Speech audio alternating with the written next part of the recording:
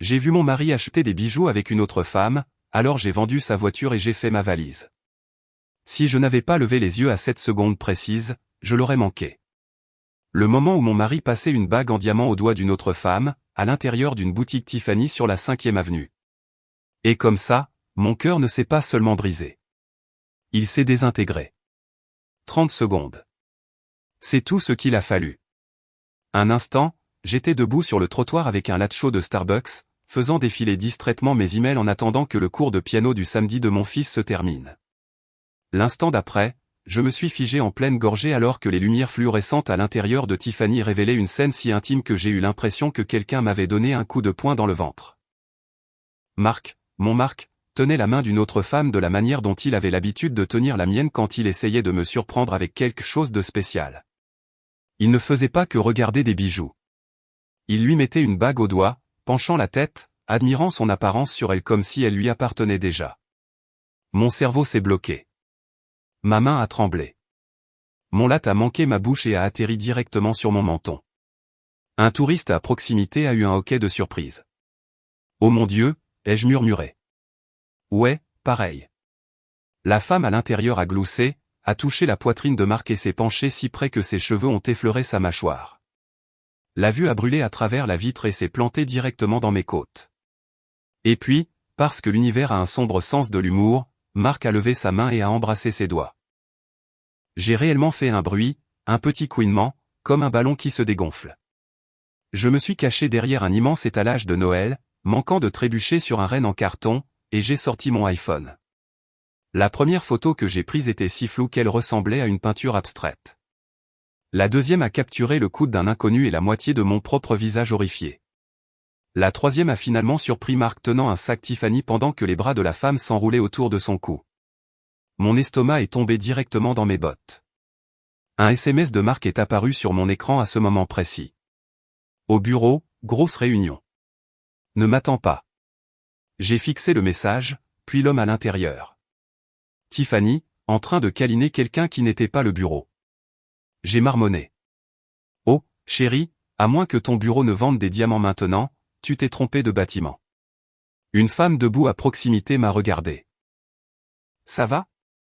Absolument. J'ai souri en essuyant le latte de mon menton, réalisant juste que mon mariage était peut-être un article en édition limitée. Quand Marc et la femme sont sortis du magasin, je me suis caché derrière un groupe de touristes qui prenaient des photos des décorations de la 5e avenue. Un type enthousiaste a crié, « Tout le monde dit New York ». J'ai murmuré, « Dites divorce ». Marc a ouvert la portière de sa Mercedes pour elle, quelque chose qu'il n'avait pas fait pour moi depuis quoi, 8 ans, 9. Elle s'est glissée à l'intérieur avec grâce pendant qu'il protégeait sa tête pour qu'elle ne heurte pas le cadre de la porte. J'adorais quand il faisait ça pour moi. Maintenant, le voir le faire pour quelqu'un d'autre me donnait l'impression que quelqu'un m'écorchait lentement. Alors que leur voiture s'engageait dans la circulation, j'ai réalisé que je n'avais pas respiré depuis au moins 20 secondes. Je suis retourné à ma Volvo dans un état second. Mon reflet dans la vitre de la voiture ressemblait à une femme qui venait d'être personnellement insultée par l'univers. Mascara qui coule, cheveux en désordre à cause du vent d'hiver et une goutte de latte qui séchait sur mon écharpe comme une triste décoration. À l'intérieur de la voiture, le silence s'est installé douloureusement. Le bruit de la ville s'est estompé, ne laissant que les battements de mon cœur martelant dans mes oreilles. J'ai agrippé le volant et attendu que la panique m'avale tout entière. Mais quelque chose d'autre a surgi à la place. Une clarté froide et concentrée. Je n'ai pas crié. Je ne l'ai pas appelé. Je ne me suis pas précipité dans le magasin pour faire une scène digne de la télé-réalité. Au lieu de cela, je me suis murmuré à moi-même, observe-le. Ne l'avertis pas. En rentrant chez moi en traversant le pont George Washington, je me suis entraîné à trouver des excuses pour lui dans ma tête, car le déni est une couverture chaude par une journée glaciale. Peut-être qu'elle était une collègue. Peut-être que la bague était pour sa mère. Peut-être que le baiser sur la main était européen. Au moment où je suis arrivé dans notre allée dans le New Jersey, mon cœur me faisait encore mal, mais mon esprit était vif. Ce soir-là, quand il a finalement franchi la porte, sentant légèrement le parfum de quelqu'un d'autre, je ne l'ai pas confronté. Je n'ai pas pleuré. Je n'ai pas mentionné Tiffany. J'ai juste souri doucement, me suis approché assez près pour voir la légère tache de rouge à lèvres cachée sous son col et j'ai dit, journée chargée au bureau, n'est-ce pas? Ses yeux ont vacillé juste une milliseconde, et ce minuscule vacillement m'a tout dit. Le lendemain matin, on aurait pu penser que le choc se serait un peu estompé. Ce ne fut pas le cas. Je me suis réveillé avec l'impression que mon âme avait été jetée dans un mixeur réglé sur purée. Pourtant, je me suis levé, j'ai préparé le déjeuner de mon fils pour l'école et j'ai fait comme si de rien n'était. Parce que les mères n'ont pas de jour de congé pour un chagrin d'amour. Marc était déjà dans la cuisine, sirotant son café comme un homme qui n'avait pas embrassé la main d'une autre femme 12 heures plus tôt. Il a levé les yeux vers moi. Bonjour. Vraiment? Ai-je répondu, versant des céréales avec la stabilité émotionnelle d'un robot défectueux. Il n'a pas semblé le remarquer. Il ne remarquait jamais rien. Il a attrapé son MacBook, a embrassé le sommet de la tête de notre fils et a marmonné quelque chose sur les délais des clients. Puis il est parti sans me regarder dans les yeux. La porte s'est refermée dans un déclic. Mon fils Evan m'a regardé en plissant les yeux depuis la table du petit déjeuner. Maman, pourquoi as-tu l'air de ne pas avoir dormi? J'ai dégluti. Je suis resté éveillé à penser à Pinterest encore une fois, a-t-il demandé, très sérieusement. Tu as toujours l'air fatigué quand tu te bloques sur des idées de rénovation de cuisine. J'ai reniflé. Un vrai reniflement avant de pouvoir me retenir. Le son nous a surpris tous les deux. Ouais, j'ai dit. Pinterest est dangereux. Il a hoché la tête comme un vieil homme sage piégé dans le corps d'un garçon de 9 ans. Tu devrais le bloquer comme tu as bloqué YouTube Kids. Si seulement c'était aussi facile, ai-je murmuré. Sur le chemin de l'école, la radio passait une balade romantique sur l'amour éternel. Et j'ai appuyé sur le bouton pour changer de station si vite que j'ai failli me fouler un doigt. Evan a cligné des yeux et a demandé, tu détestes la musique maintenant?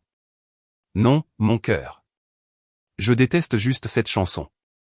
Moi aussi, a-t-il dit, même s'il ne l'avait jamais entendue auparavant. La loyauté est vraiment profonde chez les enfants. Quand je suis rentré à la maison était trop silencieuse. Le genre de silence qui appuie contre vos oreilles. J'ai ouvert les rideaux du salon, espérant que la lumière du soleil me rappellerait que j'étais une personne avec une vie, pas un personnage dans un documentaire tragique. Mais au lieu de clarté, j'ai trouvé le sac Cartier que Marc avait donné à un client, à moitié caché sous un fauteuil. Mon cœur a cogné. Je l'ai sorti et j'ai regardé à l'intérieur. Vide. Mais le reçu était toujours là. Un collier. 3800 $. Acheté il y a 3 semaines.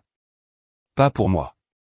Je me suis affalé sur le canapé, le sac sur mes genoux, le reçu tremblant entre mes doigts. Puis, parce que les crises de nerfs ne sont jamais gracieuses, j'ai laissé échapper un étrange bruit de hoquet-rire-pleur qui ressemblait à une mouette qui s'étouffe. À ce moment précis, ma meilleure amie Maya m'a appelé sur FaceTime. J'ai répondu sans réfléchir. La caméra s'est ouverte sur mon visage bouffi, mes cheveux en désordre et un chériot égaré collé à ma chemise. Jésus, Liv, a-t-elle dit, les yeux écarquillés. Des ratons laveurs ont cambriolé ta maison. Je me suis essuyé le nez avec ma manche. Pire. Mon mari a emmené sa maîtresse faire du shopping. Sa bouche s'est ouverte. Chez Tiffany?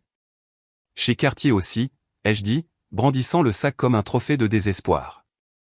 Elle a juré assez fort pour faire vibrer mon téléphone. D'accord, a-t-elle dit, passant instantanément en mode avocate. Prends une grande inspiration. Commence par le début. Que s'est-il passé? Je lui ai tout raconté. La bague, le baiser, le SMS disant qu'il était au bureau, le parfum hier soir. Je n'ai pas omis le renne en carton parce qu'elle devait comprendre toute l'humiliation. Quand j'ai eu fini, Maya a dit doucement, Liv, je suis tellement désolé. Mais écoute attentivement. Tu ne peux pas encore le confronter. Pourquoi pas? Parce que s'il dépense autant pour elle, il est négligent. Et s'il est négligent dans son mariage, il pourrait aussi être négligent au travail. Tu dois observer. Documenter tranquillement comme une espionne. Exactement, a-t-elle dit. Sauf moins glamour et plus fatigué. J'ai laissé échapper un rire creux. Je peux gérer la fatigue. Maya s'est penchée plus près de la caméra. Liv, je sais que tu souffres, mais ne te sous-estime pas. Tu es plus intelligente qu'il ne le pense et plus intelligente que tu ne le penses. Ces mots n'ont pas tout arrangé, mais ils ont recousu une petite partie de moi qui s'était déchirée la veille. Après avoir raccroché, je suis resté debout dans le salon un long moment, tenant le sac Cartier vide. La colère en moi n'était pas bruyante. Elle était stable, contrôlée, une pulsation silencieuse sous la peau. À midi, je savais ce que je devais faire. J'avais besoin de la vérité. Toute la vérité, peu importe à quel point ça ferait mal, et j'en avais fini de faire semblant de ne pas voir les choses qui étaient juste devant moi. Au moment où le vendredi est arrivé, j'étais devenu le genre de femme qui vérifie 2 fois la localisation de son mari comme la plupart des gens vérifient la météo. Pas fièrement, juste de manière réaliste. Maya appelait ça la collecte d'informations. J'appelais ça essayer de ne pas perdre la raison. Cet après-midi-là, Marc a envoyé un SMS, en retard, réunion en ville. Ce qui était intéressant car, selon le petit point gris sur mon application localisée, il n'était pas en ville. Il était près d'un bar d'hôtel à Midtown. Un bar d'hôtel un vendredi. Mon estomac a chuté si vite qu'il aurait pu gagner des miles de fidélité. Je me suis changé pour mettre un jean, un manteau de laine et un bonnet géant qui me donnait l'air d'une guimauve consciente. Puis j'ai conduit jusqu'en ville. Si j'allais espionner mon mari infidèle, je voulais au moins avoir chaud. Le hall de l'hôtel était sombre, moderne, et sentait le bois de santal et les limites de crédit. Je l'ai repéré presque instantanément. Marc, assis au bar avec la même femme de chez Tiffany. Elle portait une robe rouge qui aurait pu provoquer un accident de la circulation. Il se penchait près d'elle, riant de cette voix basse et charmante qu'il n'avait pas utilisée avec moi depuis des lustres. Mon cœur s'est serré, puis a immédiatement tenté de s'échapper de ma poitrine. Je me suis caché derrière une grande plante d'intérieur, tenant mon téléphone comme une détective débutante. Malheureusement, la plante était une fougère mince et mourante qui ne couvrait absolument rien de moi. Un serveur qui passait par là a hoché la tête poliment et a dit « Madame, cette fougère n'est pas très efficace. » J'ai murmuré « J'en suis consciente » et je me suis accroupi plus bas, car la souffrance émotionnelle fait vraiment ressortir la dignité chez une femme. J'ai appuyé sur enregistrer sur mon téléphone, en zoomant. Mes mains tremblaient légèrement, mais pas autant que la dernière fois. Un progrès, je suppose. La femme a touché le col de Marc, le lissant comme si elle l'avait fait 100 fois auparavant. Il lui a souri, un vrai sourire, doux et chaleureux, le genre que je pensais m'appartenir. Un instant, ma gorge s'est nouée et le monde est devenu flou. Puis quelque chose de très peu utile s'est produit. Le pianiste de l'hôtel a commencé à jouer « Can't Help Falling in Love ». J'ai failli me lever juste pour débrancher le piano moi-même. Même la fougère semblait offensée. Alors que je stabilisais la caméra, un homme s'est approché de moi. « Tout va bien », a-t-il murmuré. Sans lever les yeux, j'ai marmonné, juste en train de surprendre mon mari en train de se donner émotionnellement à quelqu'un d'autre. Il a cligné des yeux. « Oh, bonne chance. »« Merci », ai-je soupiré. « Moi et la fougère apprécions votre soutien. » Un instant plus tard, Marc a fait quelque chose auquel je n'étais pas préparé. Il a enlevé son alliance et l'a glissée dans la poche de son manteau. L'air a quitté mes poumons en une seule expiration brusque. Mes genoux ont vacillé. J'ai agrippé le bord du pot de la plante pour me stabiliser, ce qui était une erreur. Le pot a vacillé dangereusement, menaçant de basculer et de m'exposer comme une mauvaise magicienne. Je me suis murmuré à moi-même, « Liv, si tu renverses cette fougère, tu vas devenir virale pour toutes les mauvaises raisons. » J'ai reculé lentement et j'ai décidé que c'était assez d'espionnage pour une nuit. J'avais des preuves. J'avais une vidéo. J'avais des dommages émotionnels superposés comme un gâteau à 7 étages. Mais alors que je marchais vers la sortie du hall, quelque chose d'inattendu s'est produit. La femme, Jenna, comme je l'ai appris plus tard, s'est éloignée de Marc pour prendre un appel. Je suis passé à côté d'elle à une distance d'environ 2 mètres. De près, elle n'avait pas l'air d'une méchante. Elle avait l'air normale, nerveuse même. Elle n'arrêtait pas de serrer son téléphone comme si elle avait peur que quelqu'un le lui prenne. Marc l'a regardée s'éloigner, mais pas avec l'affection à laquelle je m'attendais. Son expression a changé, calculatrice, presque froide. Quelque chose à ce sujet m'a donné la chair de poule. Ce n'était pas juste de l'infidélité. Il y avait quelque chose d'autre en dessous. Quelque chose que je ne comprenais pas encore. Sur le chemin du retour, j'ai revu la vidéo 3 fois, chaque fois ça faisait mal.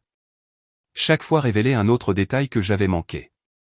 La façon dont Marc regardait constamment son téléphone. Les éclairs rapides de tension dans sa mâchoire. La façon dont il a glissé un dossier sous le comptoir du bar comme s'il ne voulait pas qu'elle le voie. « Qu'est-ce que tu caches, Marc ?» ai-je demandé à voix haute. L'univers n'a pas répondu, mais mon instinct si. Cet homme ne mentait pas seulement sur sa liaison. Il mentait sur quelque chose de bien plus gros.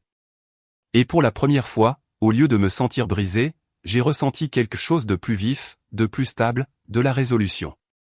Le lendemain matin, j'ai essayé d'agir normalement. Vraiment.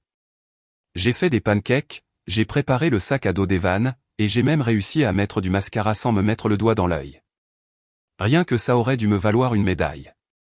Mais au moment où Marc est entré dans la cuisine, fredonnant comme un homme dont le plus gros problème était de choisir la bonne cravate, mon estomac s'est noué. Il a embrassé le sommet de ma tête trop nonchalamment, trop légèrement, et a attrapé sa tasse de voyage. Journée chargée, a-t-il dit. Gros projet. Je rentrerai peut-être tard. Je l'ai fixé, la cuillère de céréales figée en l'air. Il n'a pas remarqué ou a fait semblant de ne pas remarquer. Quoi qu'il en soit, la température dans la pièce a chuté de 10 degrés. Evan est entré dans la pièce en sautillant, portant des chaussettes dépareillées. Une Batman, une sur le thème de Noël, et a fièrement déclaré « Je me suis habillé tout seul ». Marc a gloussé. Ça a l'air festif. Evan l'a regardé en plissant les yeux. « Papa, pourquoi tu agis bizarrement ?» Dieu bénisse cet enfant. Marc a cligné des yeux. « Bizarre ? Je ne suis pas bizarre. Tu te tiens comme si tu avais besoin de faire pipi, a dit Evan. Je me suis étouffé avec mes céréales, violemment. J'ai toussé si fort que mes yeux ont pleuré, ce qui, honnêtement, correspondait à mon humeur. Quoi qu'il en soit, Marc a attrapé son manteau. Je devrais y aller. Ouais, j'ai dit, forçant un sourire. Je ne voudrais pas interrompre le projet. Ses yeux ont vacillé une seconde, tout comme il l'avait fait la nuit où j'ai remarqué la tache de rouge à lèvres. Puis il est parti. À la seconde où la porte s'est fermée, mon sourire est tombé comme s'il avait été agrafé à mon visage et que l'agrafe venait de sauter. J'avais besoin de réponses, de vraies réponses, et faire semblant que tout allait bien n'allait pas m'aider à dormir la nuit. Alors, j'ai appelé Maya. Elle a répondu à la première sonnerie. Bonjour, cœur brisé.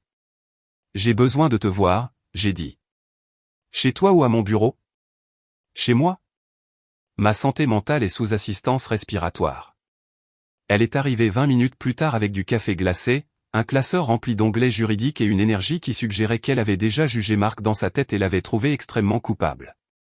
Nous nous sommes assises dans le salon et je lui ai tout raconté ce que j'avais vu à l'hôtel. Lui enlevant sa bague, son regard calculateur, le dossier qu'il n'arrêtait pas de cacher. Maya a tapoté son stylo contre son carnet. Liv, c'est plus que de l'infidélité. Les hommes qui trompent agissent de manière négligente. Les hommes qui agissent de manière calculatrice cachent quelque chose de plus gros. Mon cœur a cogné. Comme quoi?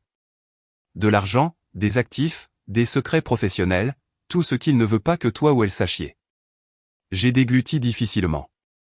Alors, qu'est-ce que je fais? D'abord, tu restes calme. Deuxièmement, tu gardes les yeux ouverts. Troisièmement, tu rassembles toutes les informations que tu peux sans l'alerter. Elle s'est penchée plus près. Et quatrièmement, Liv, arrête de lui accorder le bénéfice du doute. Cette femme au bar n'est pas un accident. J'ai enfoui mon visage dans mes mains. Je déteste ça. Je déteste être cette personne maintenant. Elle m'a frotté le dos. Tu n'es pas cette personne. Tu es une femme qui a épousé un homme qui ne connaît pas ta valeur. Grosse différence. De plus, a-t-elle ajouté, tu es nul en subtilité. Tu ne peux plus espionner qui que ce soit en portant ce bonnet de guimauve géant. Et, ai-je protesté faiblement. Il faisait froid.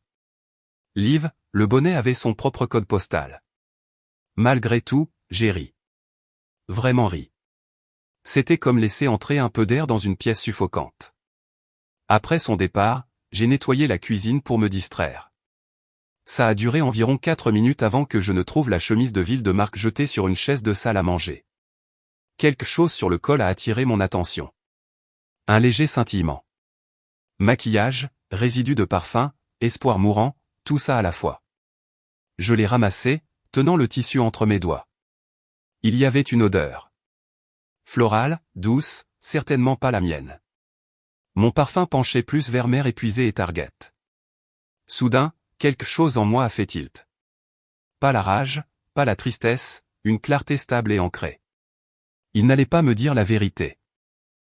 Il n'allait pas avouer comme par magie. Il n'allait pas s'arrêter. Alors, j'allais arrêter pour nous. Arrêter de faire semblant. Arrêter d'expliquer son comportement. Arrêter d'attendre que l'homme que j'ai épousé réapparaisse. Il était temps de me préparer. Pas seulement pour la vérité, mais pour tout ce qui viendrait après. En pliant la chemise et en la remettant sur la chaise, j'ai murmuré à la pièce vide. D'accord, Marc, si tu veux jouer à des jeux, je peux jouer aussi. Je n'avais pas prévu de fouiller dans l'iPad de Marc. Honnêtement, non. Mais quand un homme laisse sa tablette sur le comptoir de la cuisine, déverrouillée, face vers le haut comme une invitation lumineuse de l'univers, eh bien, même les saints auraient du mal. Et je ne suis pas une sainte. Je suis une épouse trahie avec de l'anxiété et une dépendance à la caféine. Ça a commencé innocemment. Je voulais juste vérifier le calendrier familial. Evan avait un rendez-vous chez l'orthodontiste bientôt. Mais alors que je tapais sur l'écran, une notification est apparue, un aperçu de message de Jenna. Mon estomac a plongé si vite qu'il a failli sortir par mes orteils. Je me suis figé, puis j'ai murmuré, « Liv, ne le fais pas », tandis que mon pouce le faisait absolument. J'ai ouvert les messages. La première chose que j'ai vue était une photo, un selfie dans un miroir, Jenna dans une salle de bain d'hôtel portant une robe soyeuse que je ne pourrais jamais porter à moins que Photoshop ne s'en mêle. La légende, la nuit dernière me manque déjà, bientôt Léanton. Suivi d'un emoji cœur. Tout mon squelette s'est contracté. Mais pire que la photo, c'étaient les documents financiers dans leur fil de discussion. Il lui avait envoyé des captures d'écran, des virements bancaires, des feuilles de calcul, certaines étiquetées, allocation de conseil, ou, transfert de dépenses internes.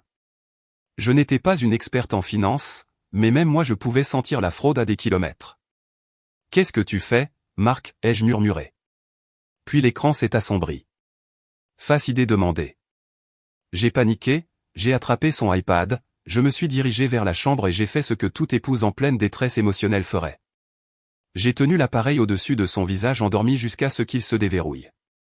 Pendant une seconde terrifiante, j'ai cru qu'il allait se réveiller et me trouver planant au-dessus de lui comme un fantôme avec des problèmes de confiance. Il a reniflé, s'est retourné et a continué de dormir comme un homme sans aucune culpabilité et avec un oreiller en mousse à mémoire de forme. Une fois l'iPad déverrouillé, j'ai pratiquement couru hors de la pièce. Je me suis assise sur le sol de la salle de bain, parce que les grandes révélations se produisent toujours sur du carrelage, et j'ai parcouru chaque fichier. Mon pouls battait la chamade. Il y avait des virements vers des comptes que je n'avais jamais vus auparavant et un document qui m'a glacé. Chronologie de relocalisation projetée post-divorce actif.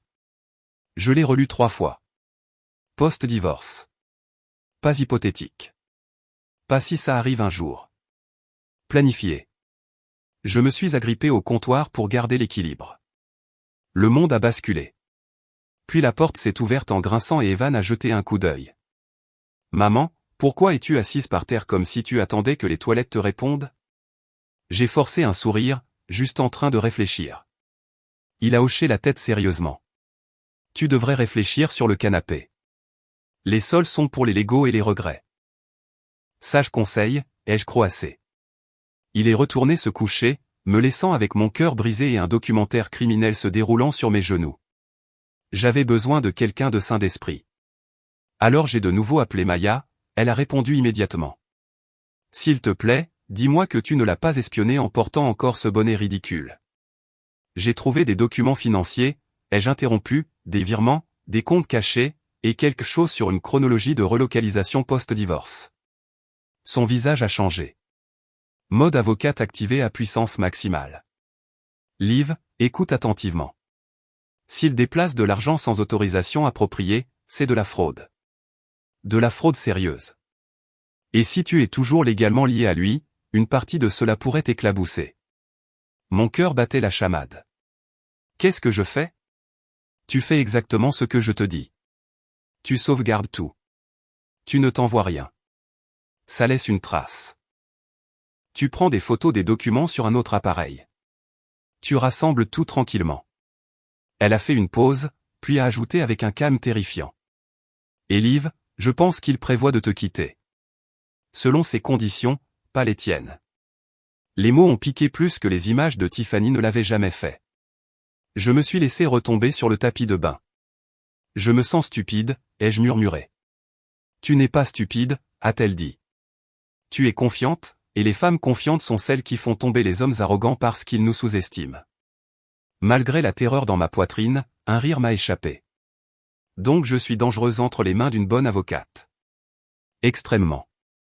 Pour la première fois depuis des semaines, quelque chose de fort a vacillé en moi. Pas de l'espoir, quelque chose de plus vif. De la détermination. Je n'avais pas seulement affaire à un mari infidèle. J'avais affaire à un homme prêt à jouer avec notre avenir et peut-être avec la loi. S'il pensait pouvoir me prendre par surprise, il était sur le point de rencontrer une version très différente d'Olivia. Le matin après ma révélation sur le sol de la salle de bain, je me suis réveillé avec une clarté que je n'avais pas ressentie depuis des années. Pas du bonheur. Non, le bonheur était en vacances quelque part loin, sirotant des margaritas sans moi. Mais de la détermination. La détermination était enfin revenue. J'ai déposé Evan à l'école, puis j'ai conduit directement au bureau de Maya, emportant un dossier rempli de photos, de captures d'écran et de documents que j'avais collectés. Quand je suis entré, Maya m'a regardé comme si je venais d'arriver avec une mallette nucléaire. Liv, a-t-elle dit lentement. Ce n'est pas une quantité négligeable de paperasse. Je sais, ai-je répondu. Je n'ai pas apporté de snack, juste ces crimes.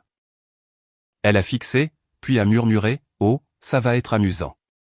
Nous avons tout étalé sur son bureau.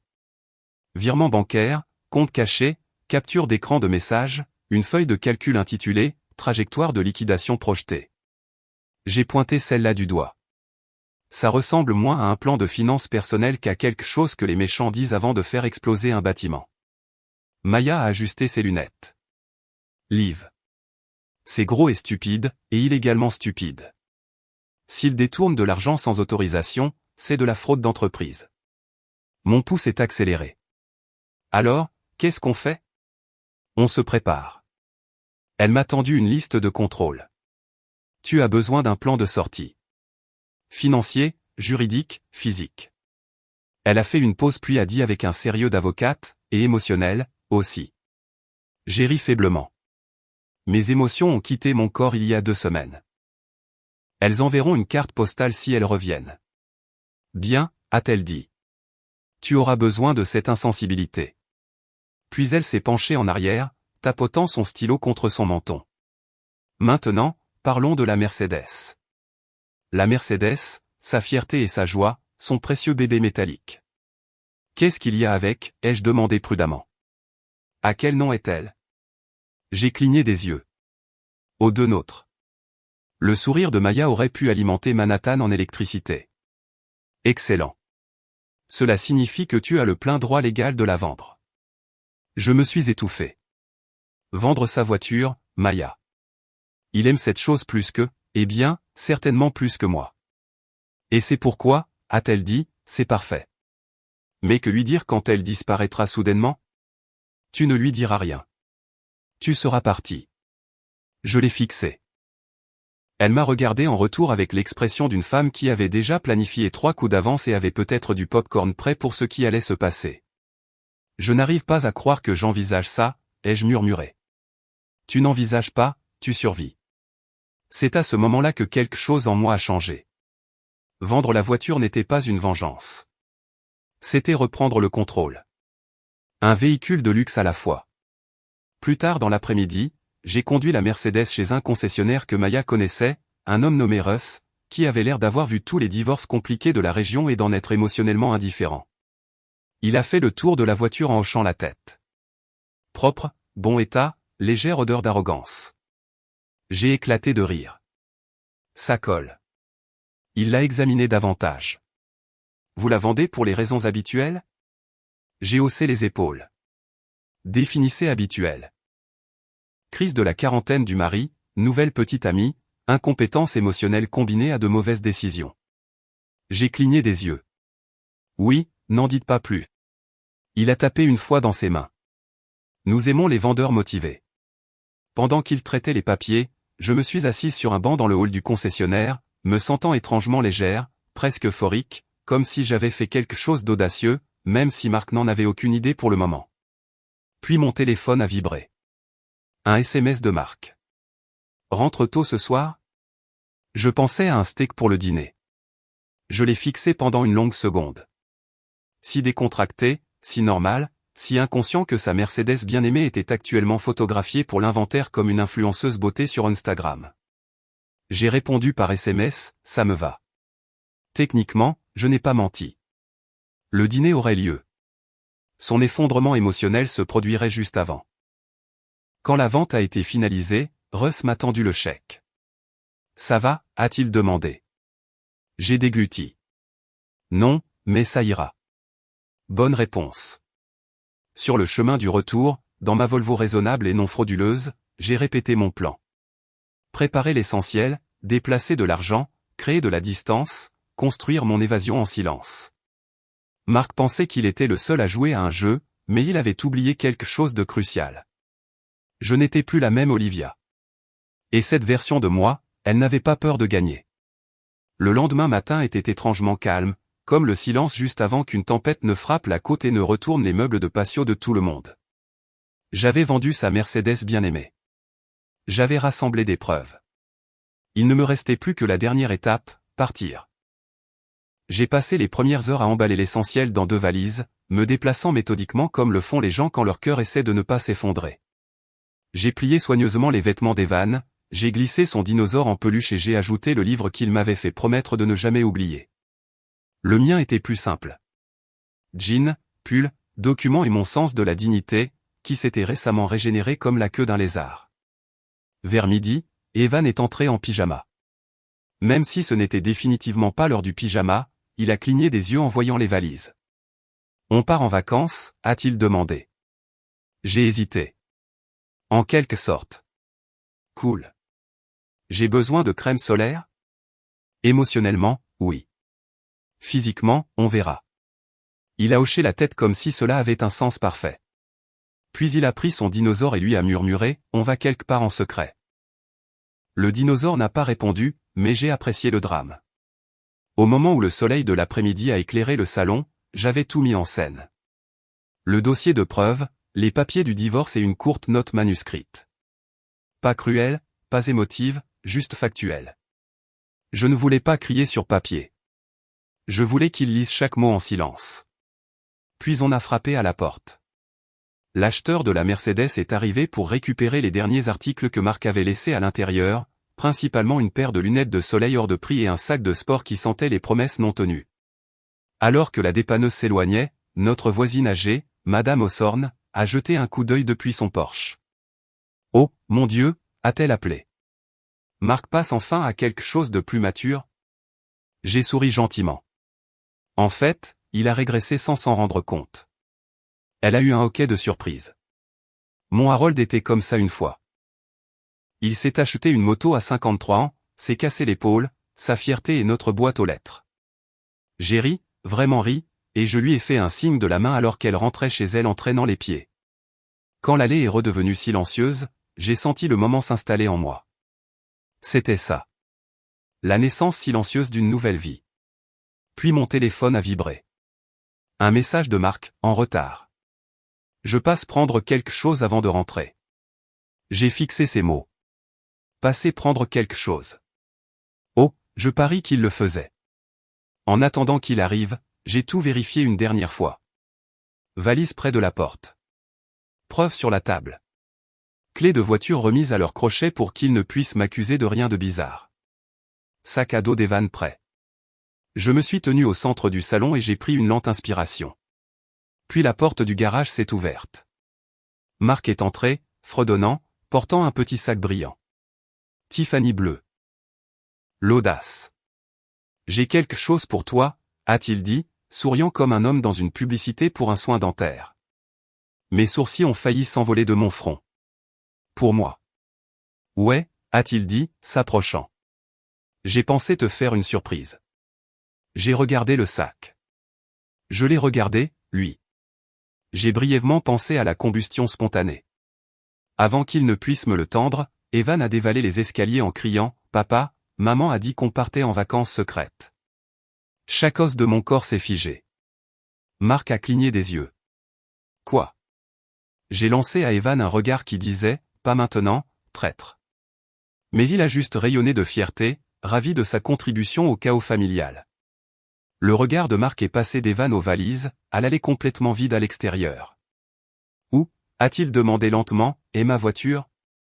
La voilà. La question, le moment. J'ai rencontré ses yeux, calmes, stables, sans peur. Ta voiture est partie, j'ai dit. Tout comme ce mariage.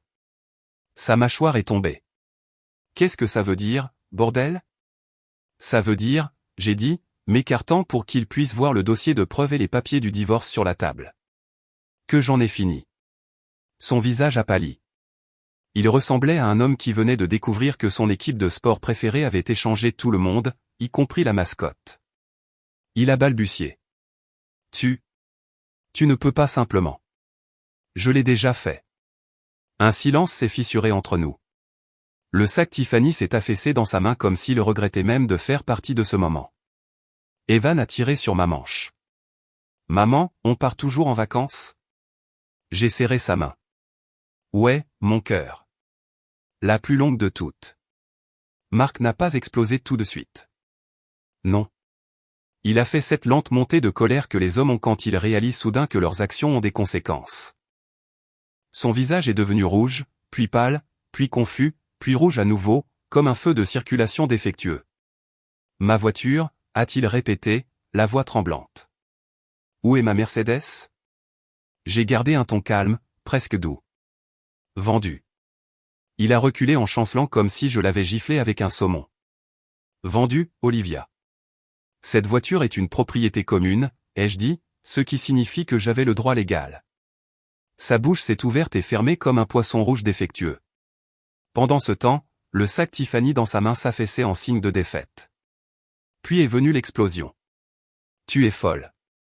Tu as perdu la tête. Tu ne peux pas simplement partir avec mon fils et vendre notre fils, ai-je corrigé, et notre voiture. Ça a suffi. Il s'est jeté sur le dossier de preuve sur la table, mais je me suis mise devant lui, levant une main avec l'autorité calme d'une maîtresse de maternelle arrêtant un bambin sauvage. Marc, n'aggrave pas les choses. Pire, a-t-il crié. Je rentre à la maison avec un cadeau pour toi. Oh, oui, ai-je dit, jetant un coup d'œil au sac Tiffany. Rien ne dit je suis fidèle comme des achats de panique de bijoux après avoir trompé. Il s'est figé. Ah, le voilà, le vacillement de la culpabilité. Mais ensuite, comme tout lâche, il a changé de tactique. C'est tout dans ta tête, a-t-il dit, la voix soudainement douce, contrôlée. Tu imagines des choses. Tu as toujours été émotive. J'ai ri assez fort pour que même Evan s'arrête au milieu d'un rugissement de dinosaure. Marc, j'ai littéralement une vidéo de toi enlevant ton alliance dans un bar d'hôtel. Si mon imagination est aussi bonne, Pixar devrait m'embaucher. Sa mâchoire s'est crispée. Tu ne comprends pas, je comprends parfaitement. Il a passé ses deux mains dans ses cheveux, arpentant la pièce comme un homme auditionnant pour le rôle du mari le plus mélodramatique du monde. Puis il a pointé un doigt tremblant vers l'allée maintenant vide. Cette voiture valait 70 000 $. J'ai haussé les épaules. Et ta liaison a coûté plus cher. Pendant une fraction de seconde, il s'est réellement étouffé. Si l'ironie karmique était un sport olympique, j'aurais gagné l'or. Juste à ce moment-là, Evan s'est approché, tenant son dinosaure par la queue. Papa, tu es en colère parce que maman a vendu ta voiture? Marc a balbutié. Oui, je suis en colère. Cette voiture était importante. Evan a haussé les épaules. Maman dit que les gens sont plus importants que les voitures. Je jure que les enfants sont des philosophes infiltrés. Marc m'a foudroyé du regard. Tu le manipules. Il a 9 ans, ai-je dit. Il peut à peine manipuler une fermeture éclair. J'ai pointé les papiers du divorce. Ta signature va là. Tu penses que je vais signer ça? A-t-il claqué? Peu importe, ai-je dit doucement. Mon avocate s'en occupe déjà. Avant qu'il ne puisse répondre, 3 coups forts ont secoué la porte d'entrée. Marc s'est figé. Qui est-ce? Je le savais déjà. Maya m'avait prévenu que quelque chose comme ça pourrait arriver une fois que j'aurais signalé les irrégularités financières de manière anonyme. 2 hommes en veste formelle se tenaient dehors, des enquêteurs des crimes financiers, et dans l'allée derrière eux, une berline gouvernementale banalisée. Le visage de Marc s'est vidé de sa couleur. Mark Bennett a demandé un agent. Oui, nous devons vous parler concernant des transferts d'entreprises irréguliers et des mouvements d'actifs non autorisés. Nous avons un mandat pour saisir les appareils électroniques et les dossiers de l'entreprise. L'expression sur le visage de Marc était impayable. Quelque part entre, je suis innocent, et, j'aurais dû supprimer cette feuille de calcul. Il s'est tourné vers moi, les yeux écarquillés de trahison. Qu'est-ce que tu as fait? J'ai rencontré son regard sans ciller. J'ai arrêté de te couvrir. Evan a tiré sur ma chemise. Maman, ces gens sont là pour la punition de papa? En quelque sorte, ai-je murmuré. Les agents sont entrés, lisant à Marc ses droits. Il a crié, protesté, insisté sur le fait que tout était un malentendu, mais chaque mensonge semblait plus petit que le précédent. Alors qu'il l'escortait dehors, il s'est retourné vers moi. Tu le regretteras, Olivia. Mais il avait tort. Debout là, tenant la main de mon fils, la maison enfin silencieuse à nouveau. J'ai ressenti quelque chose que je n'avais pas ressenti depuis des mois. Du soulagement. Pas de la joie, pas du triomphe. Juste une profonde et stable expiration qui était piégée dans mon corps depuis bien trop longtemps. La tempête avait commencé, mais pour la première fois, ce n'était pas moi qui me noyais. 6 mois ont passé. C'est la chose étrange quand on reconstruit sa vie. Ça ne se passe pas en un moment dramatique. Ça se passe par petites étapes maladroites, comme réapprendre à marcher après avoir passé des années à prétendre qu'on ne boitait pas. Evan et moi nous étions installés dans notre nouvel appartement dans le New Jersey. Plus petit, oui, mais plus lumineux. Plus doux. C'était le genre d'endroit où la lumière du soleil se déversait sur les parquets chaque matin et où personne n'élevait la voix avant le petit déjeuner. J'avais choisi les meubles moi-même, j'en avais assemblé la moitié de travers, et j'avais finalement soudoyé un voisin avec des cookies faits maison pour réparer le reste. Il m'a dit que ma bibliothèque était techniquement à l'envers, mais philosophiquement intéressante.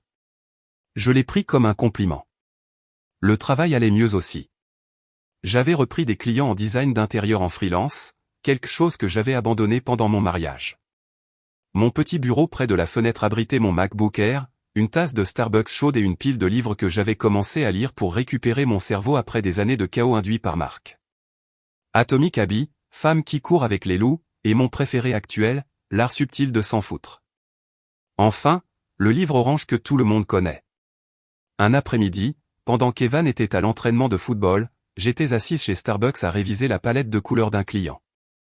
Ma concentration a été brisée quand un inconnu a renversé son café froid sur toute ma table.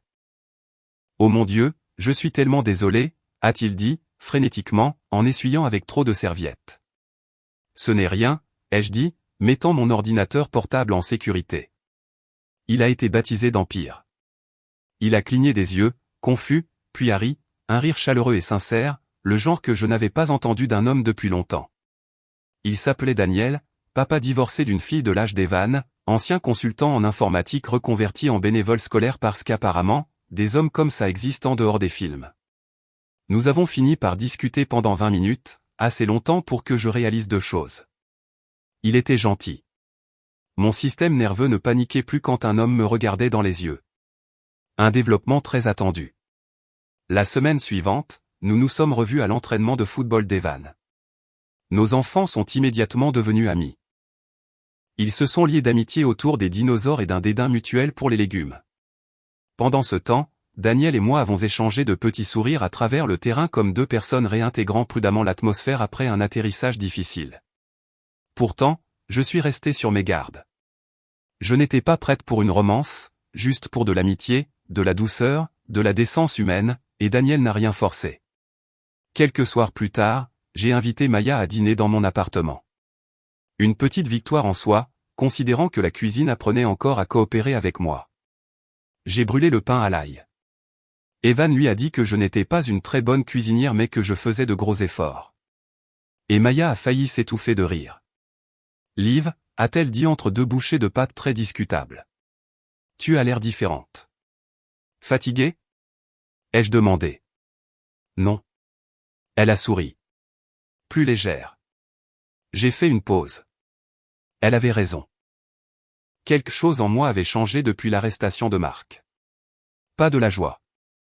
Sa chute ne m'a pas apporté de joie, mais la paix. La clôture, la certitude que son chaos n'était plus à moi de gérer. Quelques jours plus tard, on a sonné à la porte. C'était une livraison, une boîte Amazon adressée à moi. À l'intérieur, il y avait deux choses. Un livre pour enfants qu'Evan adorait et un mot de Daniel. Au cas où tu n'aurais pas eu le temps de le prendre après l'entraînement, rends-le quand tu seras prête. Le geste était si petit, si doux, qu'il m'a serré la gorge. Je ne tombais pas amoureuse. Pas encore. Mais je me souvenais de ce que c'était, la gentillesse. Ce soir-là, pendant qu'Evan construisait une tour en Lego et narrait le processus comme un petit contremaître, je me suis assise sur le canapé et j'ai laissé le silence s'installer autour de nous. Pas de cris, pas d'excuses, pas de vérification de la localisation de Marc comme un agent nerveux de la CIA. Juste la paix. Une paix simple, presque inconnue. Pour la première fois depuis que mon mariage s'est effondré, j'ai cru en quelque chose d'important. Ma vie ne se terminait pas. Elle commençait. Et peut-être, juste peut-être, l'univers ne m'avait pas puni. Il avait fait de la place. Un an après que Marc ait été emmené dans cette berline gouvernementale banalisée, le printemps est arrivé tôt, doux, chaud, presque indulgent. Je ne savais pas si j'étais prête pour le dernier chapitre de ce désordre, mais la vie attend rarement qu'on soit prêt. La lettre est arrivée un mercredi. Une enveloppe simple, un sceau du tribunal, un verdict final. Marc avait été officiellement reconnu coupable de multiples chefs d'accusation de fraude financière. Condamné, actifs réaffectés, compte gelé, et une portion surprenante dirigée vers l'avenir d'Evan. Fonds pour l'université, soutien à long terme, et une certaine restitution pour moi. J'ai lu la lettre 2 fois, puis une 3e fois. Puis je me suis rassise sur le canapé, laissant les mots m'envahir. Pas de joie, pas de victoire, juste du soulagement. Comme expiré pour la première fois en 2 ans. Evan est entré en tenant un sandwich au beurre de cacahuète en forme de dinosaure. « Maman, pourquoi tu souris bizarrement ?» a-t-il demandé. « Je ne souris pas bizarrement », ai-je protesté. « Si. C'est comme quand tu fais semblant d'aimer mes dessins mais que tu ne sais pas ce que c'est. » « D'accord, juste. » Il a sauté sur le canapé et s'est blotti contre moi. « On va bien maintenant ?»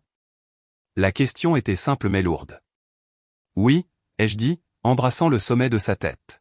« Oui, mon bébé, on va bien. » La semaine suivante, j'ai assisté à l'audience de détermination de la peine de Marc. Pas parce que j'avais besoin de le voir tomber, mais parce que j'avais besoin de tourner la page.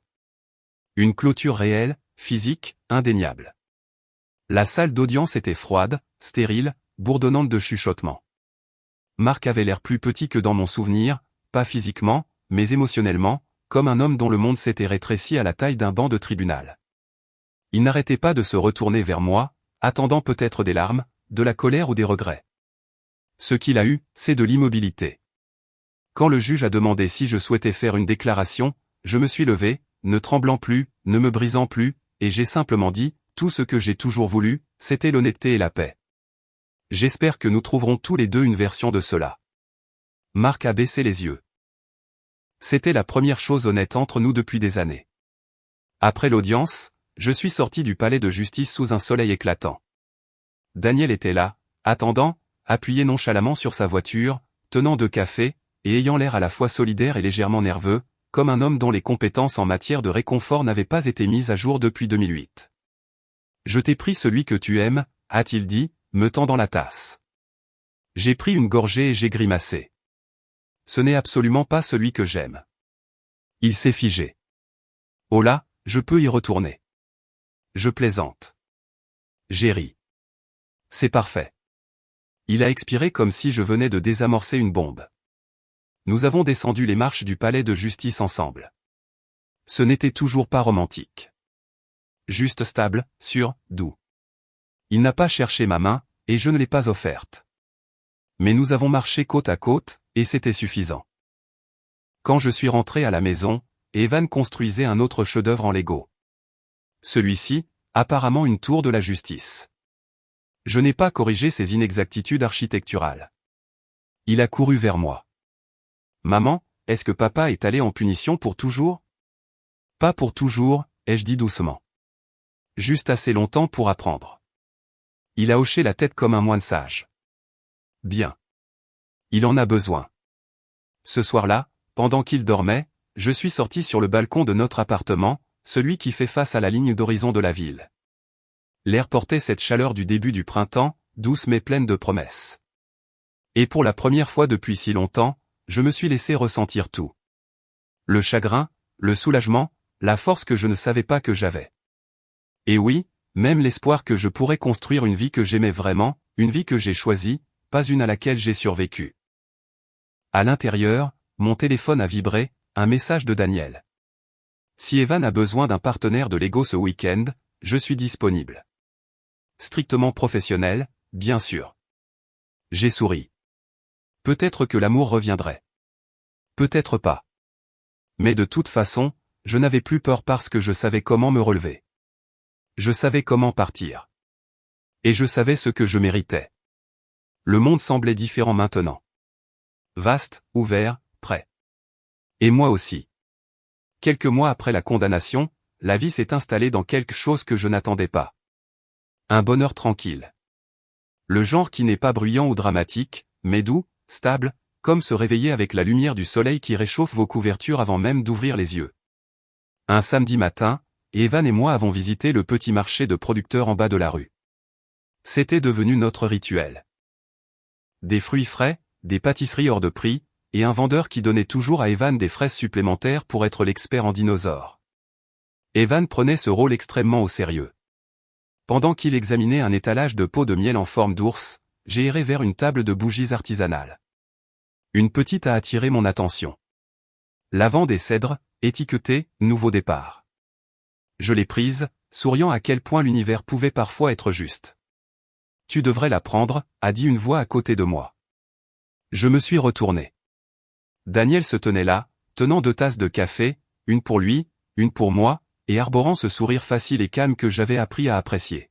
« Je ne savais pas que tu serais là », j'ai dit. Il a haussé les épaules. Evan m'a invité. Il a dit qu'il avait besoin de quelqu'un pour l'aider à porter les fraises. Bien sûr qu'il l'avait fait. Nous avons traversé le marché tous les 3 ensemble. Pas de pression, pas d'attente, juste une matinée lente et chaleureuse avec quelqu'un qui rendait la respiration plus facile. Plus tard à la maison, pendant qu'Evan dessinait des dinosaures sur le balcon, j'ai allumé la bougie.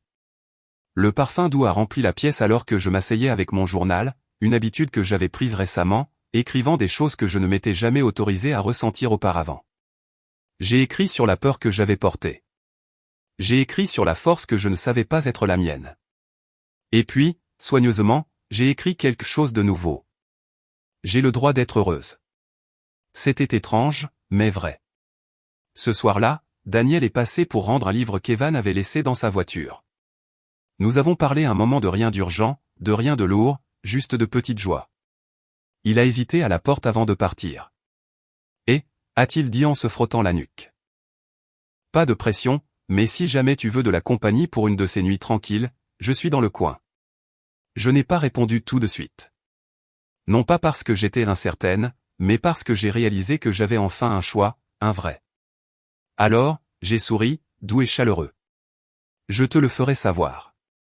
Quand il est parti, l'appartement brillait à la lueur des bougies. La paix s'installant dans la pièce comme une couverture. Et pour la première fois depuis des années, l'avenir ne ressemblait pas à quelque chose à craindre. Il ressemblait à quelque chose qui m'attendait. Quelque chose que je méritais.